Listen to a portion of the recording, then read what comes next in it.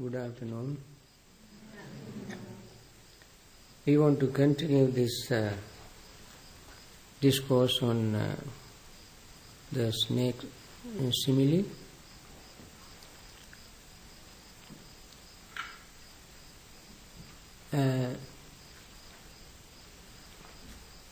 Buddha allowed us to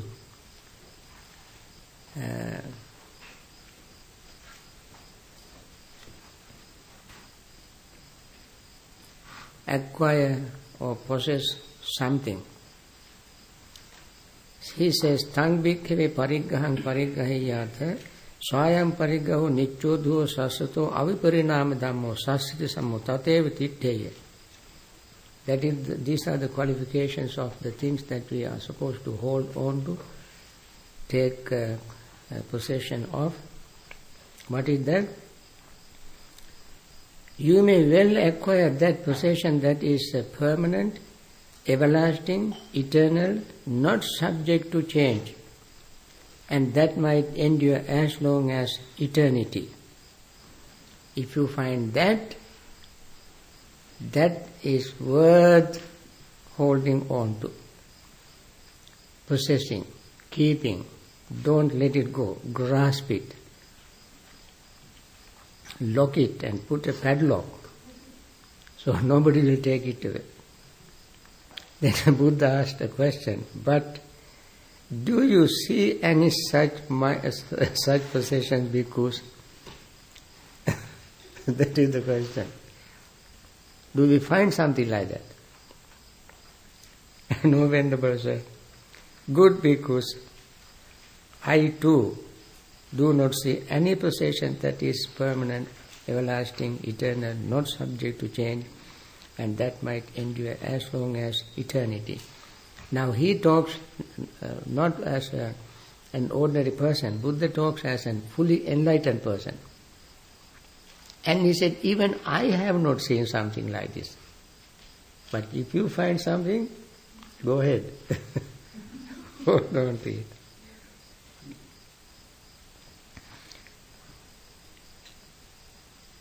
So similarly, Buddha said, bhikkhus, you may well cling to that doctrines of self that would not arouse sorrow, lamentation, pain, grief and despair in one who clings to it. Can we find anything, any doctrine of self which does not arouse sorrow, lamentation, pain, grief and despair? But do you see any such doctrine of self, bhikkhus? No, Venerable sir. Good, bhikkhus. Good. I too do not see any doctrine of self that would not arouse sorrow, lamentation, pain, grief and despair in one who clings to it. Again Buddha said, bhikkhus, you may well take as support that view that would not arouse sorrow and so forth. But Buddha asked, do you see something like that? They said, no. Buddha also didn't see that. Then Buddha said, bhikkhus, there being a self, would there be for me what belongs to a self? Yes, Venerable sir. That means if there is self, then there must be something belonging to self. And there being that belongs to self, would there be for me a self? Yes, Venerable sir. If the quality of the self exists, then self must exist. Because since self and what belongs to self are not apprehended as true and established, then this standpoint for view, namely that which is self is the world, after that I shall be permanent, everlasting, eternal, not subject to change, I shall endure as long as eternity, would it not be an utterly, completely foolish teaching He did not leave out any possibility for that. He said, utterly, completely foolish, not half foolish, not 2/3 foolish, 100% foolish. What else could it be, Venerable Sir, but an utterly and completely foolish teaching? Because what do you think is material? So he went on explaining the same thing as we learn in Bhavana Sutta. Is material form permanent or impermanent? Impermanent, Venerable Sir. Is what is impermanent suffering or happiness? Suffering, Venerable Sir. Is that what is impermanent, suffering and subject to change, fit to be regarded as this is mine, this I am, this is myself? No, Venerable Sir. And he repeated the same thing for feeling, perceptions, volitional formations, consciousness and consciousness.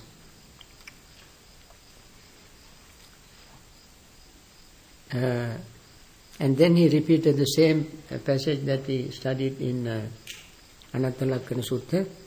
Therefore, bhikkhus, any kind of material form, whatever, whether past, future or present, internal or external, gross or subtle, inferior or superior, far or near, all material form should be seen as it actually is, with proper wisdom. Thus, this is not mine, this is not myself, and so forth. That he repeats for other four aggregates as well. Now, seeing thus, bhikkhus, a well-taught noble disciple becomes disenchanted with material form, disenchanted with feeling, disenchanted with perception, disenchanted with formation, disenchanted with consciousness. Being disenchanted, he becomes dispassionate. Through dispassion, his mind is liberated. What is liberated? There comes a knowledge, it is liberated. Now people ask, when you attain enlightenment, how do you know? How do you know? You know, because it says that you know. The knowledge arises. Knowledge arises. When it is liberated, there comes the knowledge. It is liberated. It doesn't happen like a dream, or without awareness somebody inject into you. But you went through a whole process of examining, scrutinizing, investigating, looking at it very, very clearly for a long period of time. Then you see it breaking up, disappearing, and you become disenchanted, and you become dispassionate, and it goes away. Then you know, yeah, it is gone. I know that. So, that person with confidence makes this firm, unshakable declaration. What does he say? Birth is destroyed. Holy life has been lived. What had to be done has been done. There is no more coming to any state of being. Khina jati usitam brahmacharyam katam karaniya na parang ittadhayati pajanati. Khina jati. Jati is destroyed. So, then he goes to explain an arahant. This passage also is very important passage. This bhikkhu is called one whose shaft has been lifted, whose trench has been filled in, whose pillar has been uprooted, one who has no bar, a noble one whose banner is lowered, whose burden is lowered, and who is unfettered. These are very important Pali word. I just like to mention this for your information.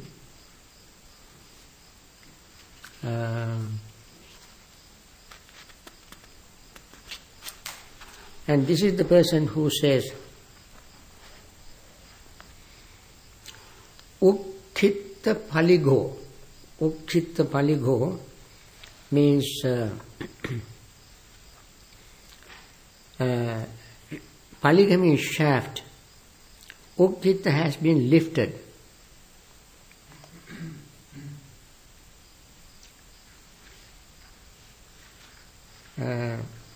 Sankinna parikho. Parikha means trench, going around the house, around some place. It is deep, filled with water. Now, trench has been filled in. Abbul hosiko. Abbul is pillar. Abbul hosiko means the person whose pillar has been uprooted.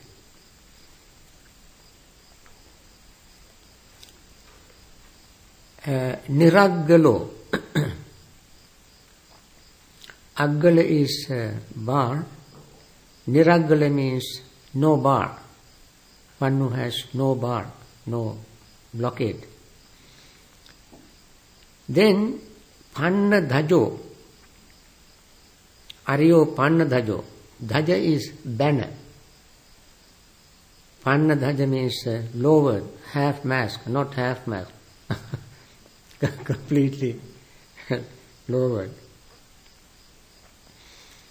Then panna bharo. Burden is lowered. Bhara means barrow, the weight. And that weight is lowered. And visangyutto. Sangyutta means holding together. Visangyutta means separating. So unfettered, no more fetter. Now, these words Buddha explained in following passages. And who is bhikkhu? Who is the bhikkhu? One whose shaft has been lifted. Here the bhikkhu has abandoned ignorance. Shaft here means ignorance. It has cut it off at the root, made it like a palm stump, done away with it so that it is no longer subject to future arising. This palm stump simile is given in various places. For example, when fully ordained monastic commit one of the four defeats called parajika. Number one is engage in sexual activities with any female, even animal. That monastic, that monk and that bhikkhuni or bhikkhu ceases to be a bhikkhu, just like a palm tree, like a palm tree stump. That means when you cut a palm tree, it will never grow again. Palm tree once you can never grow again.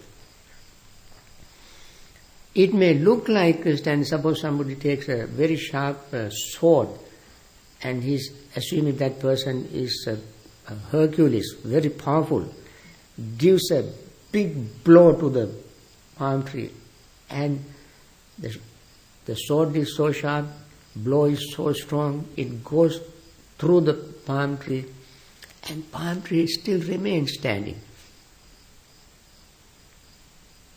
It doesn't fall. So, for you who look at it, thinks, this palm tree is still, he sent the sword through the palm tree was not cut, because it is standing.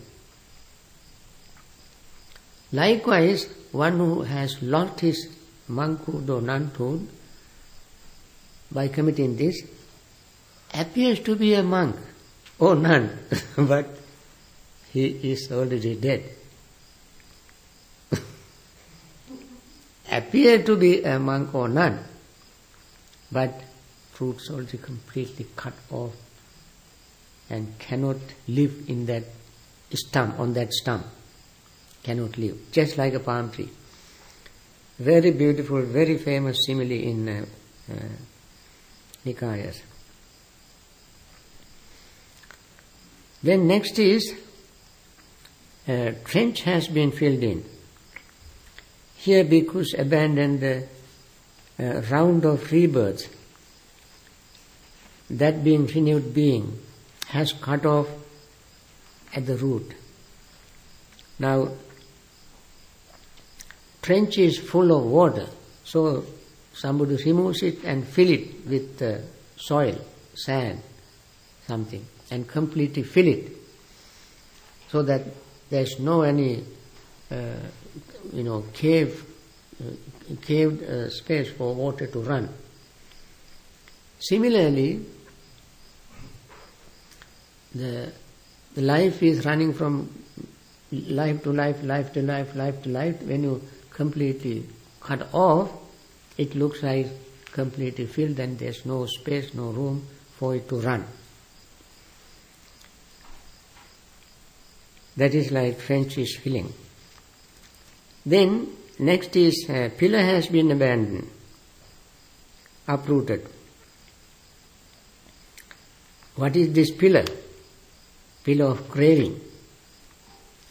Craving stands in your way, all the time, and when it is removed, it's like removing the pillar on which everything is built upon.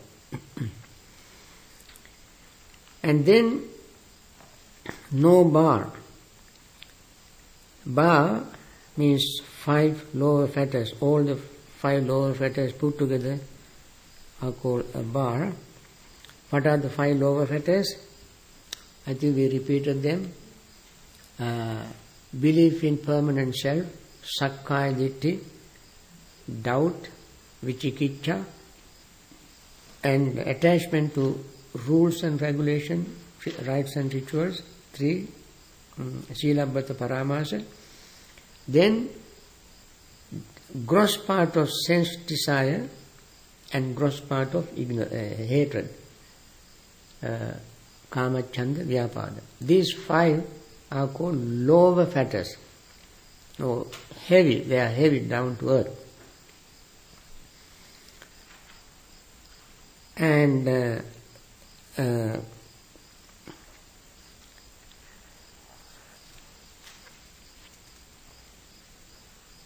abandon the 5 lower fetters means that individual has attained the 3rd level of enlightenment, anagami level. And then banner is lowered. Banner is conceit. Conceit will be lowered or reduced when you attain arahanthood, full enlightenment, asmimana. Conceit, I am. This is called asmimana. Then, unfettered, the remaining fetters. What are the remaining fetters? Rupraga, arupraga, uddhacca, and ignorance. Desire for existing in fine material form, fine immaterial form, restlessness, and ignorance, remaining 4. When you attain the full enlightenment, that is what happens. So Buddha said, bhikkhus, when the gods with Indra, with Brahma, with Pajapati seeks a bhikkhu who is thus liberated in mind, they do not find anything of which that could say the consciousness of one thus gone is supported by this. Why is that? One thus gone, I say, is untraceable here and now. Now, thus gone is the word used for Tathagata. Tathagata is used for liberated one. And Buddha used it very often when he refers to himself. He used the word Tathagata. And here he used the word Tathagata for any liberated one, fully enlightened Arahant also. Tathagata. Tathagata, there are many definitions. In Itivuttaka,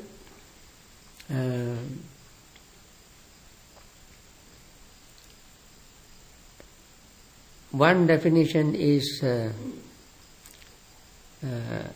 what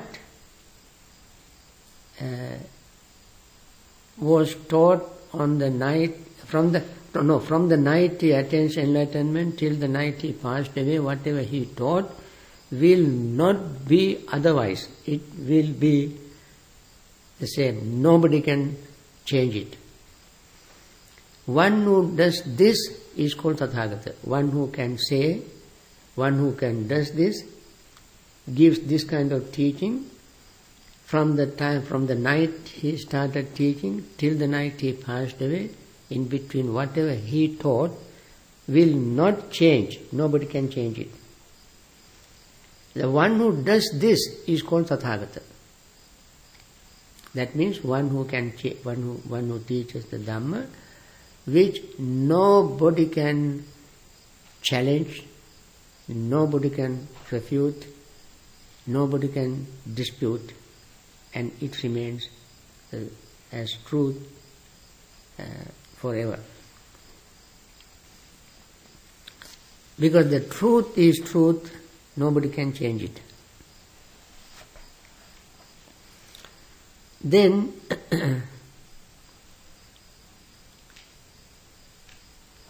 misrepresentation of the Tathagata is very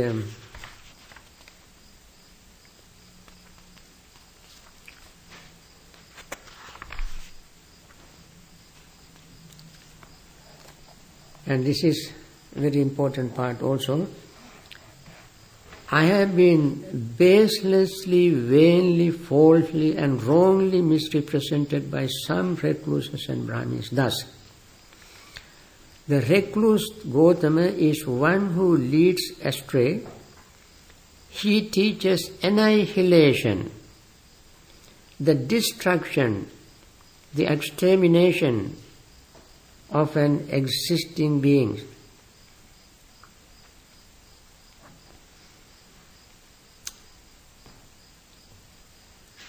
Eke samana brahmana ayata tucca musat abhutena abbhachikanti venaiko samano gotamo sato sattasa uchchedang vinasang vibhavang panyapetiti.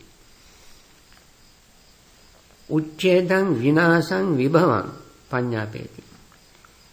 This is the accusation many people level against the Buddha.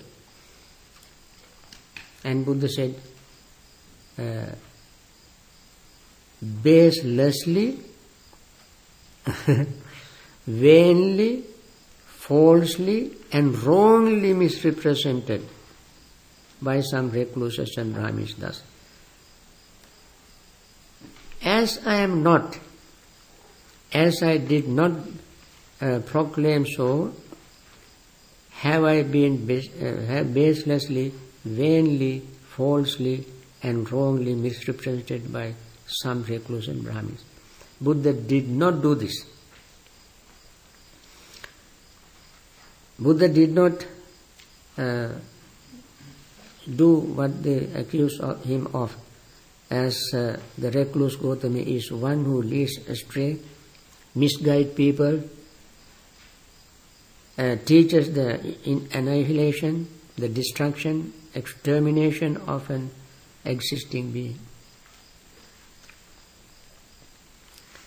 And now Buddha makes another very important declaration. He said, "Bhikkhus, both formerly and now, what I teach is suffering and the cessation of suffering."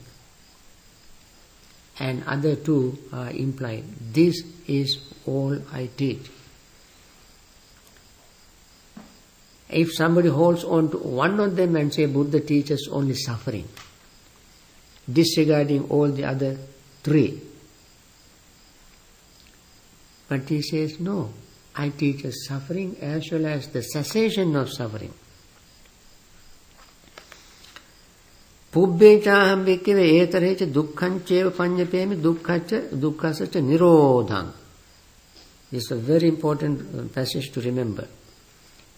If others abuse, revile, scold and harass the Tathagata for that, it's a beautiful statement. He said, if they abuse, revile, scold and harass the Tathagata for that, Tathagata on that account feels no annoyance, bitterness, dejection of the heart.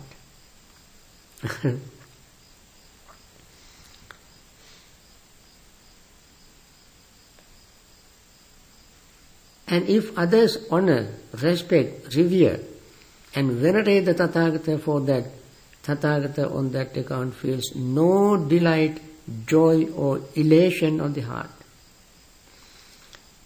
No dejection of the heart when people accuse him, no elation of the heart when people praise him.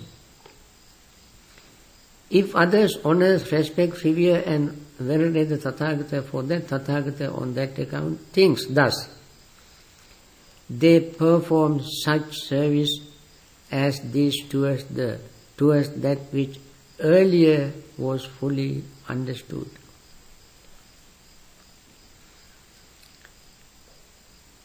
That means they make all this salutation, reverence and veneration and so forth for one who has already understood fully, perfectly, completely. Therefore, bhikkhus, if others abuse, revile, scold and harass you, on that account you should not entertain any annoyance, bitterness or dejection of the heart. And if others honor, respect, revere and venerate you, on that account you should not entertain any delight, joy, elation of the heart. If others honor, respect, revere and venerate you, on that account you should think thus: they perform such services as these towards that which earlier was fully understood.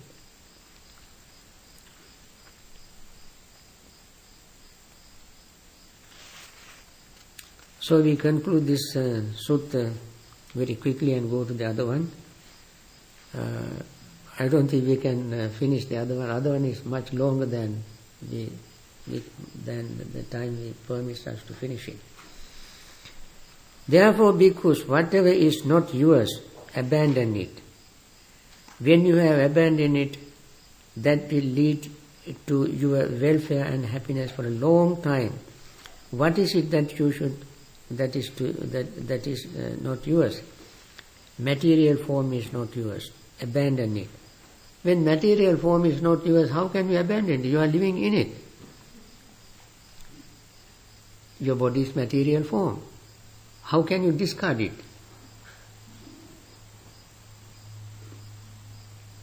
Then, does it make any sense?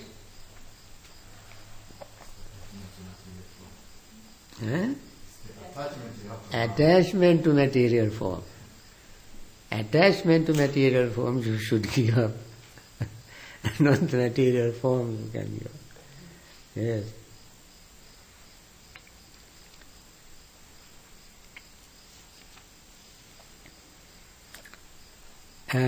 Same thing goes with the feeling. perception, volitional formations and consciousness. Because, what do you think? If people carried off the grass, sticks, branches and leaves in this Jetha grove and burn them or read what they like with them, would you think people are carrying us off or burning us or doing what they like with us? No, Venerable Sir, why not? Because that is neither ourselves nor what belongs to ourselves. Those things they collect from the Jetha grove, leaves, sticks and so forth, they don't belong to us. So too, because whatever is not yours, abandon it. When you have abandoned it, that will lead you to your welfare and happiness for a long time. And so he repeated it. Because Dhamma well proclaimed by me thus is clear, open, evident and free of patchwork. Patchwork is chinna pilotika. Pilotika means rag, the cloth that is only worn and torn and cast away. The patchwork. And this passage also very important to remember. His Dhamma is free from patchwork. Nobody trying to make amendment, corrections, adding, subtracting, saying, Buddha seems to have made a mistake here. Let me correct it. So Buddha said, there is no room for that kind of corrections. I have done all the proofreading many, many times, and it is now ready for anybody to accept, print and read. No patchwork. And clear and open, there is no, clenched fist in Guru Murti. Guru Murti, in those days, teachers kept something, in their fist, just in case students come up with some kind of challenges. Sometimes students, when they become very smart, they can challenge the teacher. So teacher keeps the secret. Don't let it, he doesn't teach everything. For his own self-defense. Buddha said, I have not kept any secret. Open. And in another place in Majjhima Nikaya, he said, Tathagata paveduto dhamma vinayo vivato virochati no patichanno. The Dhamma taught by the Buddha shines when it is open. It shines when it opens, not when it is closed. When it is hidden, it doesn't shine. It shines when it is open, so everybody sees that. Everybody experiences it, everybody knows it. Then it becomes more clearer and shines. So there is no place in the Buddha's teaching asking people not to read this part, read only this part. Let the other part be read by your teacher and explained to you. Don't read that. There's no such thing ever happened in the Buddha's teaching. Always things are wide open like open book. Take it, read it, examine, criticize, analyze and use all your intelligence and see whether it works or not. I mean, who can give this kind of challenge of the truth?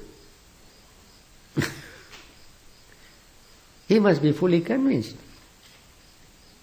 That is why he, without any fear, open it. It shines when it is open. And we have nothing to hide. No secret doctrine. Evident, free from patchwork. In In the Dhamma well proclaimed by me, which is clear, open, evident, and free from patchwork,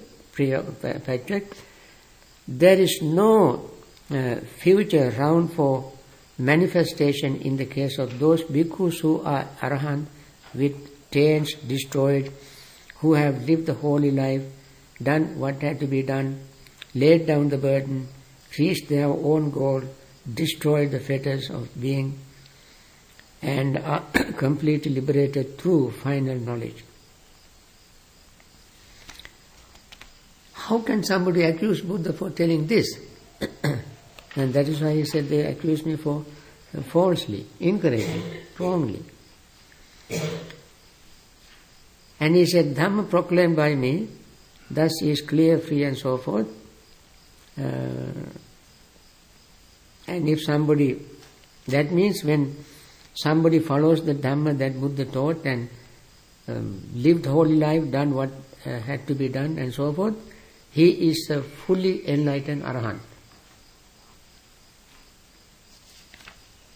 Then, who have abandoned the 5 lower fetters are all due to reappear spontaneously in the pure abodes, and there they attain final nibbana without ever returning from that world. That is anagami. What are the pure abodes? They are called in Pali aviha, atappa, sudasa, sudasi, akanittaka. Aviha means not weakening, not reducing. Atappa means not making what you call hot. Atappi is those who are in that state. Sudasa is well, beautiful. Sudasi is those who are in that state. So these are the pure, what you call pure abodes, which are, they are only for anagamis. If there are no anagamis in the world, gate is closed. You cannot get visa or key to go there, unless you attain anagami state. And some commentators say, only during the Buddha's dispensation, while the Buddha's dispensation is alive, the gate is kept open in these 5 pure abodes. As soon as the Buddha's dispensation comes to an end, gate is closed. That's a commentarial explanation, but we don't find that kind of explanation in the text. Because anagamis can arise any time when the Dhamma exists, as long as Dhamma exists. Only when the Dhamma is totally forgotten, then anagamis cannot exist. But those Suddhavasas are not 20 or 50, 100-year-old place. Those who are born there can live eons and eons and eons in that state, but still they are destined to be arahants. And therefore, whether the Buddhas come into existence or not, once they are there until they serve their term. Then, those who have abandoned 3 fetters and attenuated lust, hate, and delusion are all once returners, returning once to this world to make an end of suffering. These are called sakadagami. Sometimes when you talk about these things, people might ask you, where did you find it? Here you find it. In Alagaddupama Sutta. You can say directly without any fear, yes, I found it in Alagaddupama Sutta. If you have not read this, you may be confused and bewildered as to tell people where you found it. It is not mere hearsay or speculations. It is Buddha's own teaching. You find that. The next is Dhamma well proclaimed by me and so forth. Bhikkhus who have abandoned 3 fetters are all stream enterers, no longer subject to perdition, bound for deliverance, and headed for enlightenment. What are the 3 fetters? As I mentioned earlier, belief in permanent self, clinging to rites and rituals, and doubt. Now, Buddha says again, those bhikkhus who are Dhamma followers or faith followers are all headed for enlightenment. They are not Sotapannas. They are following Dhamma and following faith. What is this faith? They understood the Dhamma. They went to see the Buddha, listened to his Dhamma, and mindfully reflected on the Dhamma. And then they came to full understanding of the Dhamma. And then they established in faith. As I mentioned yesterday, those who, if you read Buddhist text, you see many people went to see the Buddha and listen to Dhamma, and at the end they declare that truth, explanation of Dhamma is so clear, it is just like putting a pot that was turned upside down, turning it upside up, lighting a lamp for somebody with good eyesight to see objects in a dark place, and showing the road to somebody who is bewildered, confused. You showed me the Dhamma.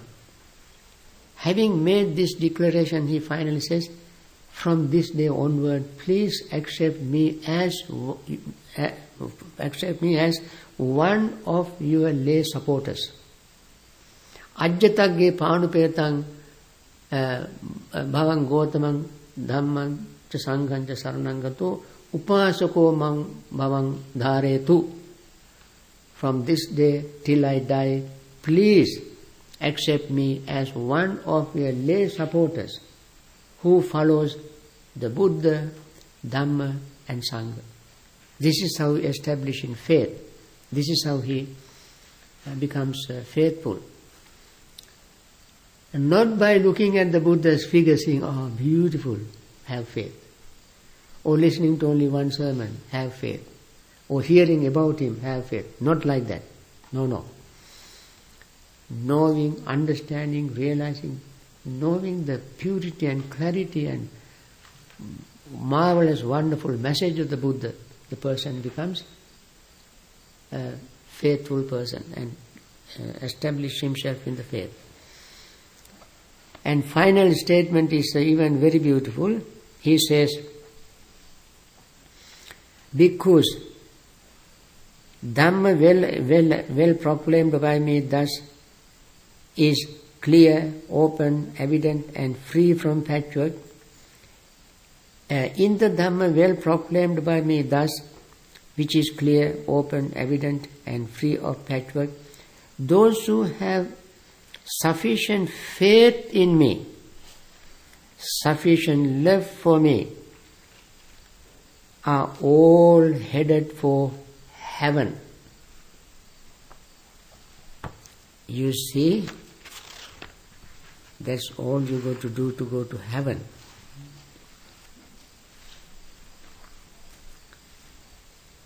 Yesang mai saddha mattang pema mattang sabbete sagga parayana. Sabbete sagga parayana. Buddha doesn't guarantee that they will attain enlightenment, but they are definitely going to heaven.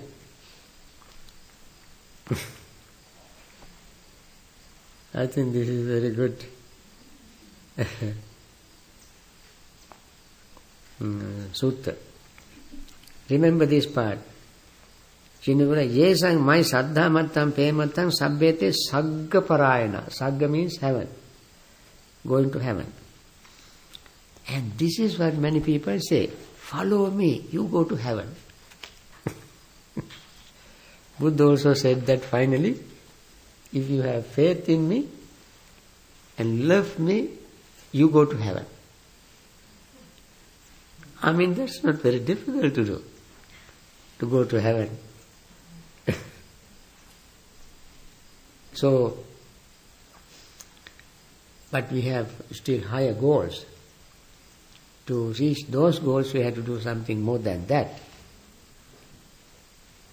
Buddha did not want to settle with this kind of very simple thing that anybody can do.